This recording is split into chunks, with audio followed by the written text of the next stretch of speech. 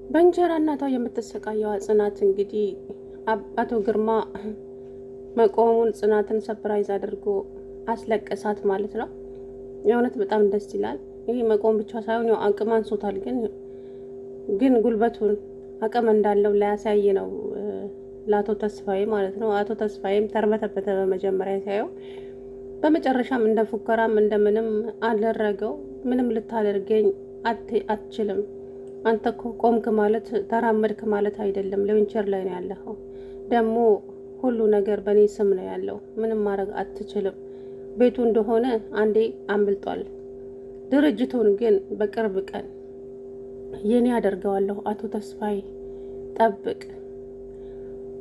በምንም ተአምር ያንተ ልታደርገው አትችልም። ድርጅቱ የኔ ነው፣ በስሜ ነው ያለው ሲለው፣ እሱን እናያለን፣ ግን አንድ ነገር እንዳለ እንዳትረሳ ሲለው፣ ምን ከጀርባዬ ምን ልታደርገኝ አስበህ ነው ብሎ እንግዲህ ፍርት ብሏል ማለት ነው። እንግዲህ ብሌንዬ ጀግና፣ የምር ጀግና ናት። ሰው ማለት በክፉ ቀን አብሯችሁ የቆመ ሰው ነው። ሲኖራችሁ የሚያጨበጭብ ሰውማ ምን ዋጋ አለው? የእውነት የብሌን እናት ግን እንደዚህ መቀየሯ በጣም ያሳዝናልም ያሳፍራልም። ራሄል አይምሮዋን በርዛ ከመንገድ አስወጣቻት። ግን ብሌን ደግሞ በአላማዋና በቃሏ የጸናች ልጅ ስለሆነች ሁሌም ከጽናት ጎን ነው ያለችው እና እናቷ የአቶ ግርማ መቆምና እንደዚህ መሆንን ማየቷ በጣም አናዷታል። ሄዳ ለራሄልነት ተናግራ ራሄልን ቤት ድረስ ይዛ መጣች። ራሄልም አቶ ግርማ ስታየው እንግዲህ ብሌን በአሽሙርም በግልጽም ልክ ልኳን ነገረቻት ማለት ነው። እየተሳሳቁ አንጀቷን ድብን አደረጓት። አቶ ግርማ እንዴት እንደዚህ ታደርጋለህ? የልጅ ስራ ትሰራለህ እንዴ? ቆይ አንተ እኮ እሷ እኮ ራሄል አንተን ልጠይቅን የመጣችው በቃ እንደዚህ መቆምን ስታይ በጣም ተደስታ አይደል አለች ብሌን። ግን አንቺ የሚራራ ልብ አለሽ እንዴ? አሪዎስ በይተነሽና ውጭ ከዚህ ቤት አለቻት። ብሌን እኔ እኮ የእናትሽ እንግዳ ነኝ አትዘንጊ ምናምን አለቻት። አሰላሙ አለይኩም ወራህመቱላሂ ወበረካቱ። ውድና የተከበራችሁ የቻናሌ ቤተሰቦች እንዴት ናችሁ? እኔ ያለው አልሐምዱሊላህ። እንደው እዚህ ድራማ ላይ እንደዚች እንደ ራሄል የሚያቃጥለኝ ሰው አለ? ያቺ ትዝታ ስትገላገል እሙች መታይ ጦር ጸጉሯ ደግሞ ትላንት ምን አስመሰላን የመጣችው? ፈጣሪ ትዕግስት ውስጠኝ። እንዴ ስታስፈራ ጸጉሯ ምንድን ነው? ቆይ አሁን አንቺ ባቢና ፈቅረዋለሁ ስትይ አታፍሪም? ኧረ ፈሪ የእውነት ማለት የሆነ ሼም የሚባል ነገር እኮ አለ። ምን ጉድ ነው? ጉድ በግድ ከኔ ካላረኩት የኔ ፍቅር አላለኝ። ኧረ ፍቅርሽን ፈልጊ። አንቺ ከአቶ ተስፋዬ ጋራ ትመጣጠናላችሁ። የምሬን ነው። ከሱ ጋር ብትጣበሽ ይሻልሻል እንዴ። ይሄ የማይሆን ነገር ነው፣ የባቢ ነገር ማለት ነው። እና የብሌን እናት በጣም አናደውኛል ትናንት። የእውነት በጣም ናናደዱኝ ማለት አቶ ግርማ ቆሞ ልጁን ሰፕራይዝ ሲያደርጋት፣ እሷ ግን በአይኗ ቁጭ ብድግ እያደረገች ከንፈሯን እያሸወጠጠች ለምን እንደዚህ? የምር ሰው ማለት እኮ በክፉ ቀን አብሯችሁ የቆመ ሰው ነው። ልጅሽ ግን ከአንቺ ተሽላ ሁሌም ከነሱ ጋር ነው ያለችው። የልጇ ከእሷ ጋራ መሆን ከነ ግርማ ጋራ መሆን በጣም አናዷታል። ምክንያቱም ልጅሽ ስለ ራሷ አታውቅም፣ ስለ ሰው ህይወት እንጂ አንድም ቀን ላንቺ አስባ አታውቅም ልጅሽ እያለች ራሄል እየመከረቻት የብሌንን እናት አይምሮዋን ብርዝ አድርጋታለች። ትምህርቷንም የማትማረው አቶ ግርማን ሐኪም ቤት እያመላለሰች ነው እያለች እንግዲህ ብቻ ብዙ ነገር። አቶ ግርማም እንግዲህ ተስፋዬ ላይ ዝቶበት ወጣ። አሳይሃለሁ በቅርቡ ቀን። ኧረ እባክህ ወደዛ ትደፋብኝ ወደዛ። የእንትና የተስፋዬ ሳቅ ነው ያሳቀኝ። ደግሞ እኔ ራሴ የሆነ የፍራቻ ሳቅ እኮ ነው እየሳቀ ያለው ትናንትና ማለት ነው። የምር አታስቀኝ በእናት። ቆምክ ማለት እኮ ተራመድክ ማለት አይደለም።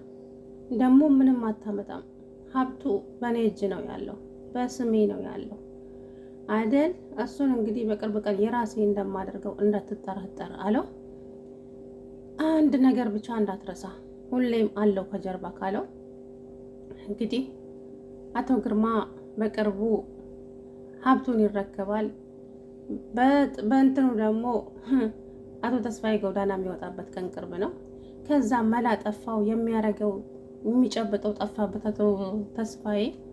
ከዛም ራሄል ጋር ደውሎ እኔ እፈልግሻለሁ የት ነው ያለሽው አላት። እሷም መጣች።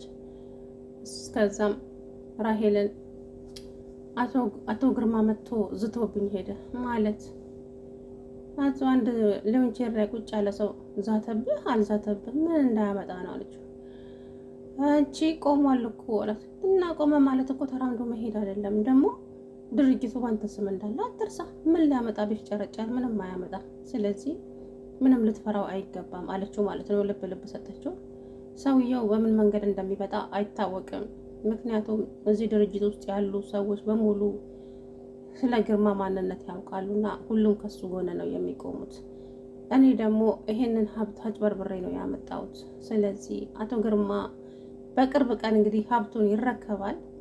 አቶ ተስፋዬም ግራ ግብት ቢለው የራሱን ልጅ ደውሎ ጠርቶ ምን ነው እንደዚህ ተቦሳቀልክ ልጄ? አንተ ቸግሮሃል እንዴ? ገንዘብ አጣህ እንዴ? አረ ለምን ይቸግረኛል አባቴ፣ አንተን የመሰለ ሀብት አባት እያለኝ እንዴት ይቸግረኛል አለ።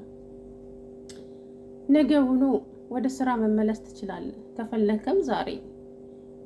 እኔ አባትህ እኮ ነኝ፣ ራስህ አሻፈረኝ ብለህ ከዛች ከደሃ ጋር ወጣህ እንጂ አለና ጥሎት ሄደ ማለት ነው። ከዛም ለጽናት አባቴ ወደ ስራ እንድመለስ ፈቅዶልኛል እና ያንቺን ፍቃድ ነው የምጠይቀው ስላት እሷም በደስታ እሺ አለች።